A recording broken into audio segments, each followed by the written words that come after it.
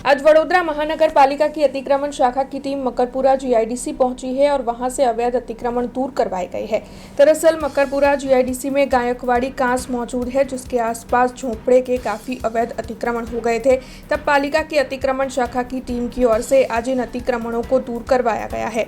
हालांकि वहां के स्थानीय इस मामले में रोष जता रहे हैं। स्थानीयों का ये कहना है कि इस जगह पर तो कई पक्के मकानों के अवैध अतिक्रमण भी है, तब आखिरकार झोपड़ों के अतिक्रमण ही क्यों दूर करवाए जाते हैं और पक्के मकानों के अतिक्रमण को दूर क्यों नहीं करवाया जाता है, ये सवाल वहां के स्थानीय रोष जताते हुए उठा रहे हैं।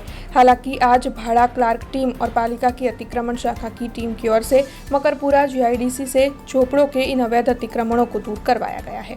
घासમાં 24-12 મહિના પાણી જ હોય છે, મચ્છરો થતા હોય છે, તો એ કારીગરોને બિચારા મચ્છરોથી કંટાળી જાય છે। ઝૂંપડા તોડવાના તે યોગ્ય જ નથી, પણ એમના માટે કોઈ ઓલ્ટરનેટિવ વ્યવસ્થા કરો, બિચારા જાય ક્યાં? બધું જ પાકાઈ દવાનો નથી તોડતા, ઝૂંપડાવાળાને બીજી જગ્યા આપો ને તમે। બધું જ કરવું જોઈએ, બધું તોડવું જોઈએ, તોડો તો બધું તોડો, બધું તોડવું જોઈએ। સ્વચ્છતાનો અભાવ, બિલકુલ અભાવ, એટલે આ જુઓ ને કેટલો કચરો જુઓ, આ જુઓ કચરો, આ જુઓ, કોઈ નહીં, ગંધ મારે છે। આ બધું રેગ્યુલર સાફ થવું જોઈએ। સ્વચ્છ ગુજરાત કેવી રીતે કહેવાય? પાછો વડોદરા પહેલો નંબર સ્માર્ટ સિટી, આ સ્માર્ટ સિટી કહેવાય, આ સ્માર્ટ સિટી છે।